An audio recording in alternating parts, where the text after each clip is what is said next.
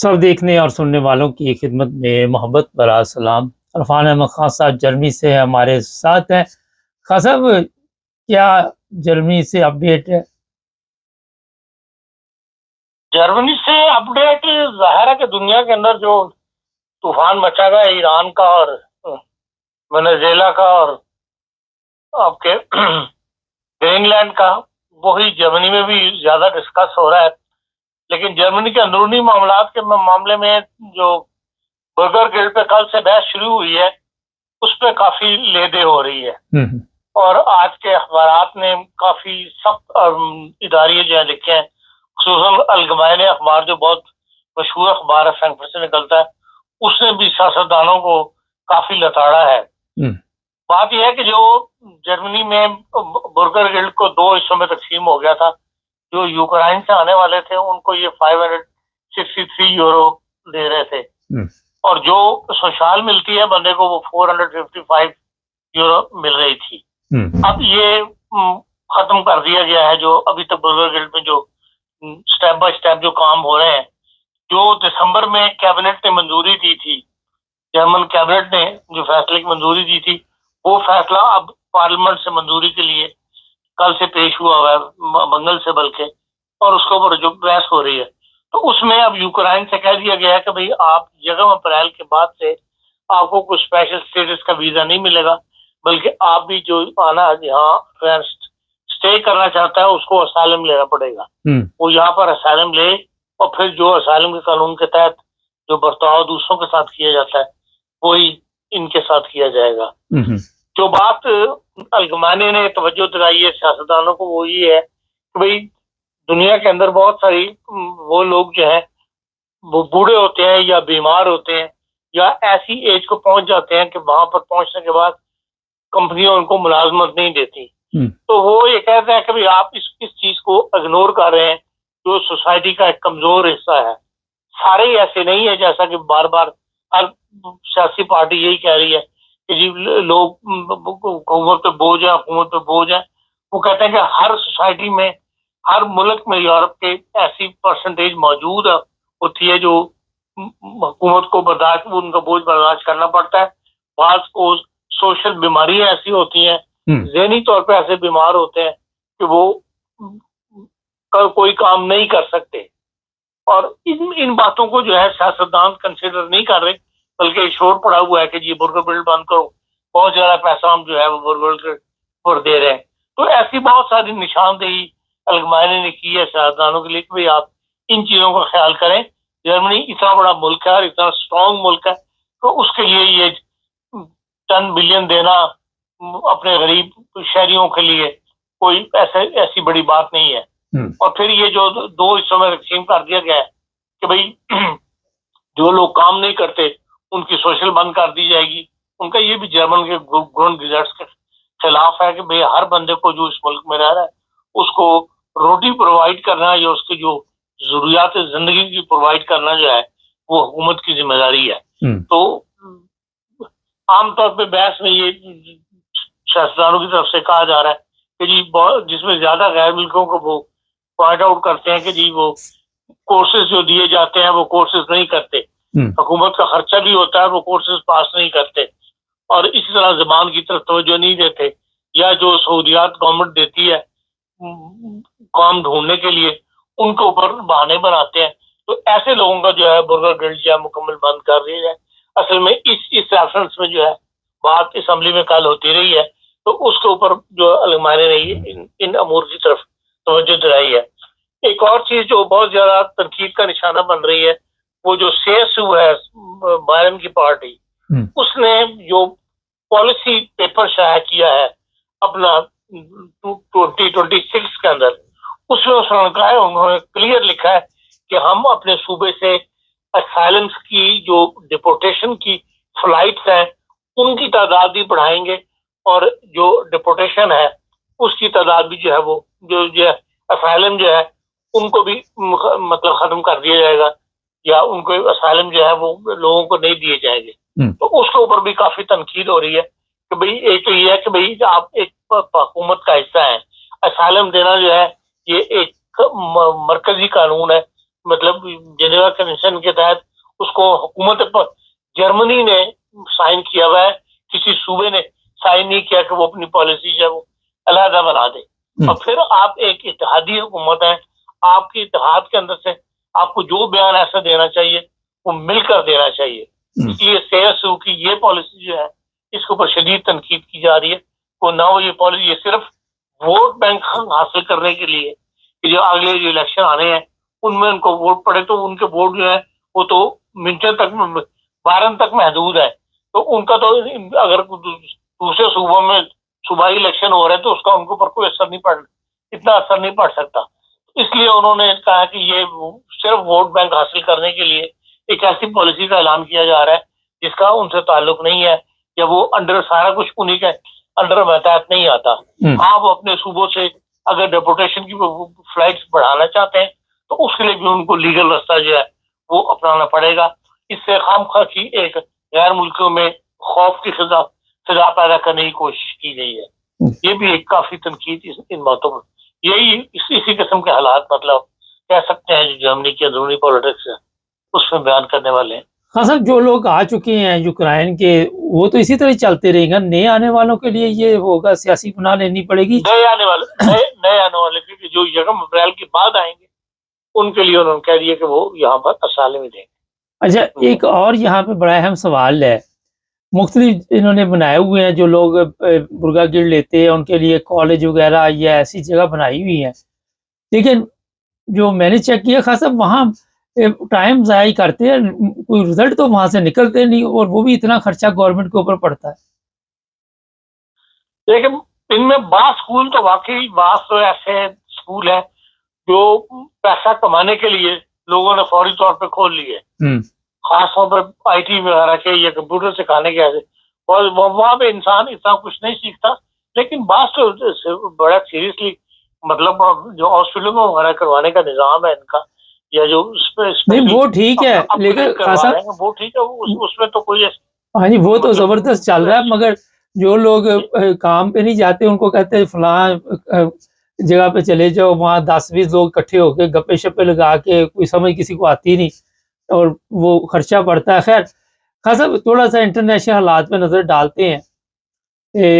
वो ये है। अच्छा, इसमें एक सवाल रह गया कि जो आम पब्लिक है उसको, जो फर्ज कर जर्मन नेशनल है, यहाँ रेजिडेंट परमिट है, उनको अब इससे कोई फर्क नहीं पड़ेगा?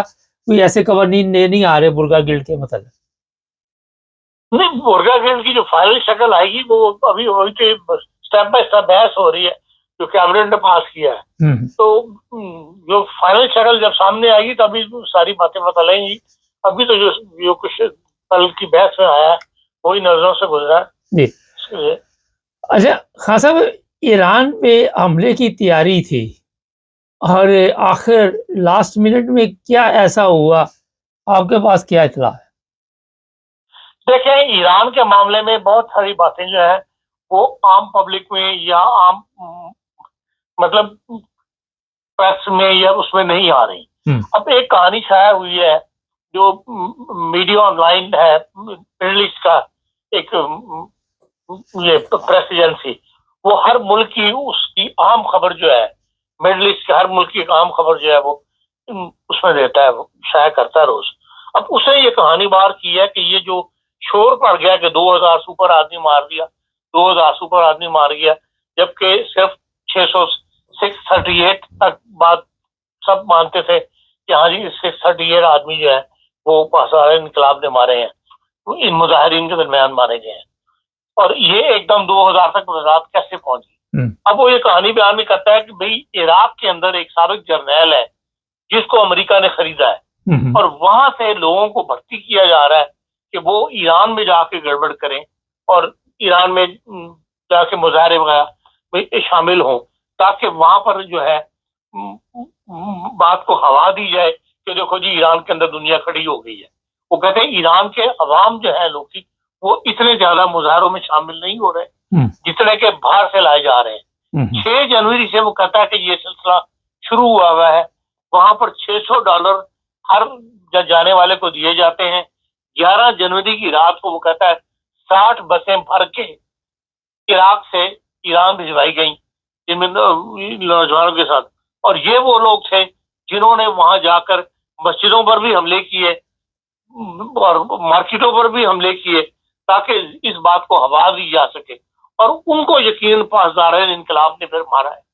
और वो जो 2000 की तादाद वो बताते हैं, वो कहते हैं वो ईरान के मुकामी लोग नहीं है, बल्कि वो इराकी कुर्द हैं, या उसमें अब ईरान तो ये कह रहा है कि इसके अंदर जो कुर्द का इलाका है इस्तांबुल, इसका तुर्की का, वहां से भर्ती किए गए हैं लोग। इन लोगों को भर्ती करके ईरान लाया गया, घुसाया गया है, और इनसे ये मुजाहरे वगैरह जो करवाए जा रहे हैं, बकौल इंटरनेशनल प्रेस के वो ये कहते हैं कि भाई जो मुजाहरे हुए हैं उनकी तादाद सैकड़ों से ज्यादा नहीं थी, लेकिन इसके मुकाबले पर जो ईरान के अवाम जो पासदार जो मौजूदा हुकूमत की फेवर में मुजाहरे निकाल रहे हैं उनकी तादाद लाखों में है। एक मुजाहरा वो कहता है 3 लाख अफराद जो थे सड़क पर, वो तो ना तो इंटरनेशनल प्रेस दिखा रहा है या ना दुनिया उनके उस खबरों से बाखबर है। तो इसीलिए अब जो पासदार इनकलाब ने बंदे अंदर घुसाए थे उनमें से मार दिए गए हैं, और उनमें से जिनको पकड़ा है वो 800 बंदा जो कह रहा जा रहा है कि जी 800 बंदों को ये फांसी देने लगे हैं, वो वही है जो इन बड़ी ताकतों ने या अमेरिका ने अपनी पॉलिसी के तहत इराक से कुर्दों को यहाँ घुसाया था। और अब उसके लिए ईरान ये मान गया कि हम सरदस्त अभी इनको फांसी नहीं देते, इनके ऊपर मुकदमे चलाएंगे। तो ये अमेरिका ने यकीन हासिल करने के बाद जो है अपना एक तो उसकी कहानी बाहर आ गई, ईरान जो है वो ईरान के अंदर अमेरिका किस तरह गड़बड़ कर रहा है, कहाँ से दूसरे मुल्कों से फोर्सेस भेज रहा है। और दूसरा ये है कि भाई जब उनको यकीन हो गया कि भाई 800 बंदों को अब ये फांसी नहीं दे रहे, उसको मुकदमे चलाएंगे, बाद में करेंगे, उस वजह से फिर फौरी एक्शन लेना चाहता था अमेरिका, और वो उसने रोक लिया है। और अमेरिका जो बड़े एक खाना जंगी की कैफियत ईरान ने पैदा करना चाहता था, उसमें उसको कामयाबी नहीं मिली, इसलिए उसने सरदस्त अपना जो प्लान था वो पीछे हट गया उससे, या एक नया प्लान जो लाने की कोशिश करेगा। आप देखते हैं कि आराम से बैठ जाएगा ट्रम्प, वैसे बैठने वाला तो नहीं है। देखिए वो उन्होंने जब एक फैसला किया है रेगुलम तब्दील करने का, तो वो किसी ना किसी तरीके से कर लेंगे, ये नहीं तो एक कोई नई प्लान लेकर आएंगे।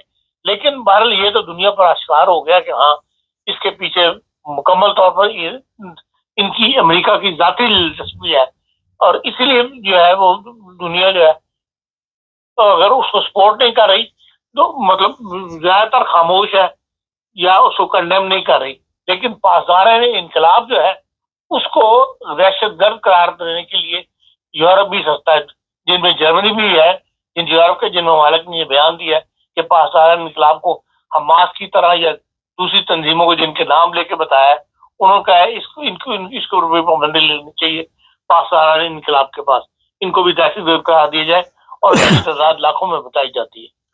हाँ साहब, ये बताइए कि ट्रम्प के बयानात कुछ होते हैं, कहता वो कुछ है, करता वो कुछ है, किसी को पता तो चलता नहीं कौन सी कार्रवाई डालनी है।